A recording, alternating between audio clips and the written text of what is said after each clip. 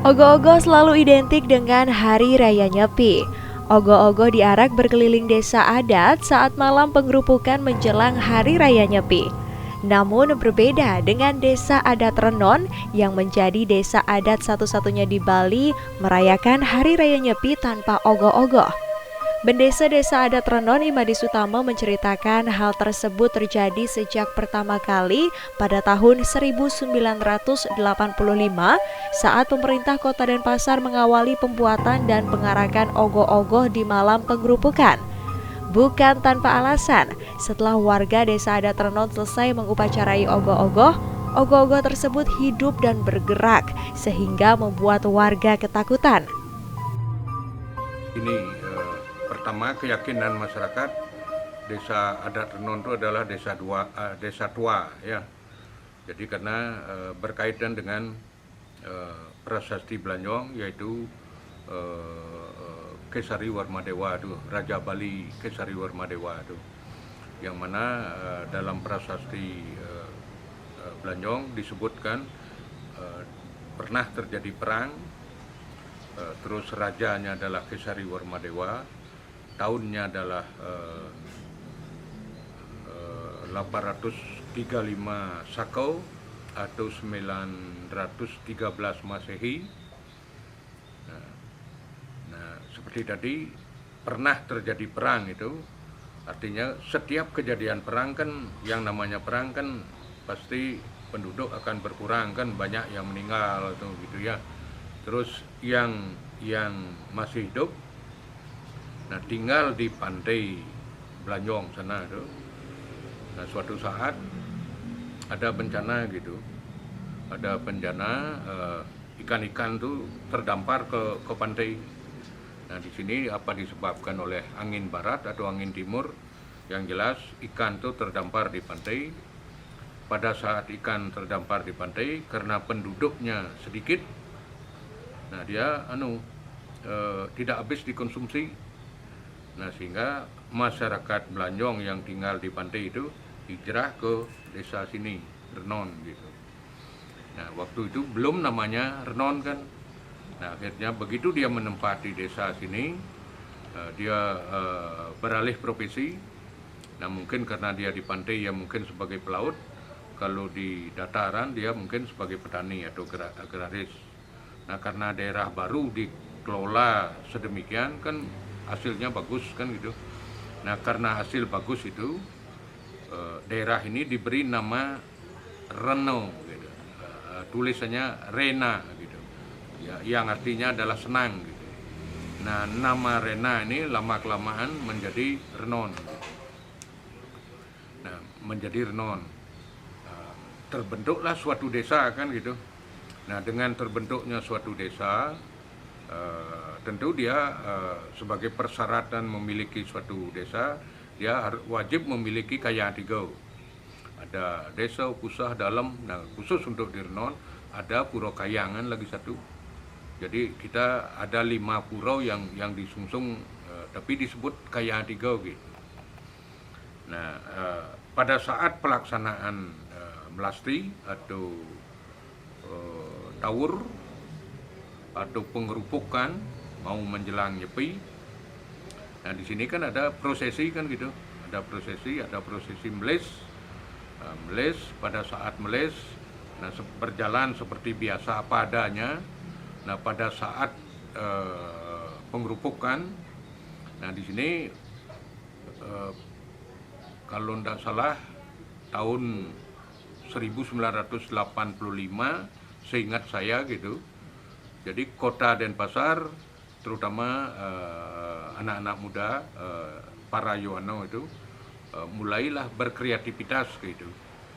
Nah namun pada saat itu kreativitas itu dikaitkan dengan pengerupukan. Yaitu Nyomyang Butokalau kan itu, Nyomyang Butokalau. Makanya wujud ogoh-ogoh itu kan kebanyakan dari berupa raksasa, berupa rangda kan gitu, yang seram-seram lah gitu. Nah, kami pun di Renon membuat seperti itu gitu. Nah, begitu prosesi pengerupukan selesai, nah perelingau atau arco Ido Betaro itu ada berbentuk patung ini kan gitu. Nah, kembalilah ke pura masing-masing gitu. Nah, di sini ada yang kita sungsung adalah baris Cino atau Ido Ratutuan. Nah, itu saudara 4. Terus ada Rangdau saudara 2 gitu. Nah, kalau saudara 4 itu diyakini pengidar ini ada di timur, ada di selatan, ada di barat, dan ada juga di utara. Nah, sedangkan Rangdaunya sendiri ada beliau itu di tengah-tengah gitu. Itu keyakinan masyarakat gitu. Nah, begitu prosesi pengerupukan selesai, nah ini kan kembali ke masing-masing purau. Begitu kembali ke masing-masing purau, kalau baris Cinonya biasanya disinap di Puro Dalam. Kalau Rangdaunya biasanya disinap di Puro Deso. Gitu. Nah, di lain kesempatan para Yowanau atau Sekotruno itu melaksanakan upacara ogoh-ogoh di masing-masing banjar gitu. Nah, yang di Puro Dalam dan yang di Puro Deso, baris Cino dan yang nyungsung Rangdau ini ada kesurupan di 2 tempat, padahal jaraknya antara Puro Dalam dan Puro Deso itu kurang lebih 1,5 kilo gitu. Pada saat kesurupan itu kok petunjuknya sama gitu. Jadi tidak boleh mengarak ogoh-ogoh. Jadi di Rangdaunya juga tidak boleh mengarak ogoh-ogoh gitu. Nah, sedangkan prosesi upacara ogoh-ogoh di Banjar pada saat diupacarai, yang mengikuti prosesi upacara ogoh-ogoh itu merasa ketakutan juga, karena begitu diupacarai ini ogoh-ogohnya kok seperti hidup gitu, seperti hidup, dia ketakutan gitu. Nah, akhirnya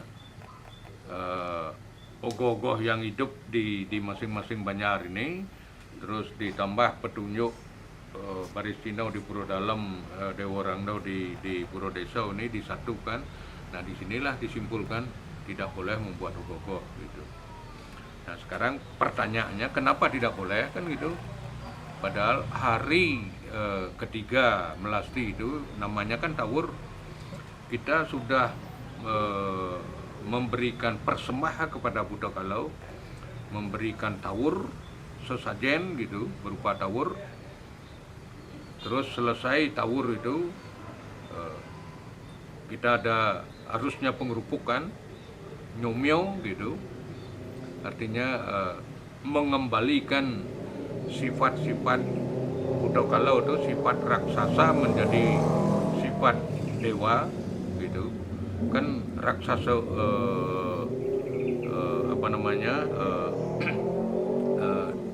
dari Buddha raksasa menjadi Buddha hito, jadi Buddha yang baik lah gitu. Nah, ini sudah dikembalikan gitu.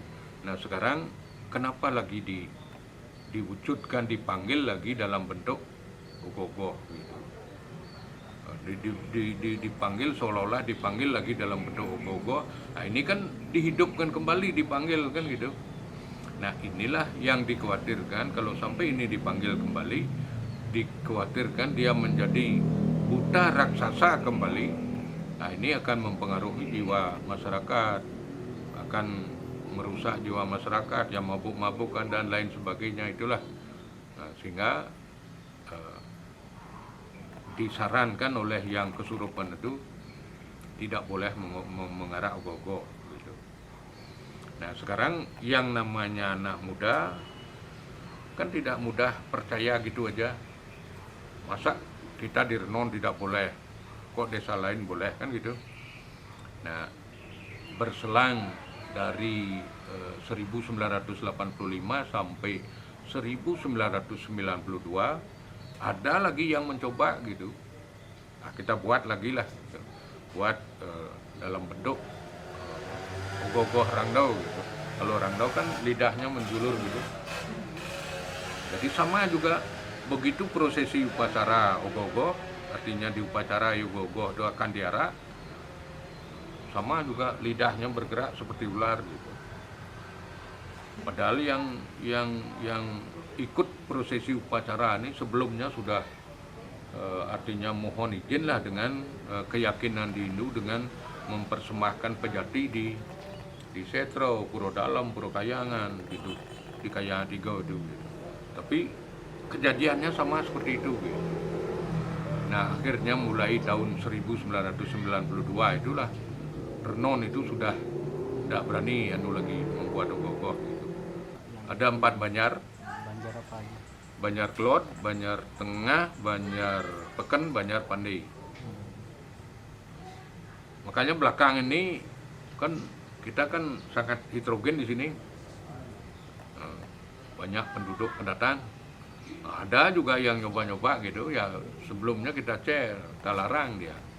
Karena sudah dua kali kejadian lah gitu. Kita ingin mencoba lagi, bener lah pemus itu atau petunjuk yang kesurupan itu kan gitu.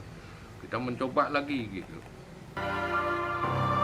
Yuk subscribe akun resmi YouTube Nusa Bali. Jangan lupa like, tinggalkan komentar, share link, dan aktifkan tanda loncengnya. Dapatkan informasi terkini seputar Pulau Dewata hanya di Nusa Bali TV.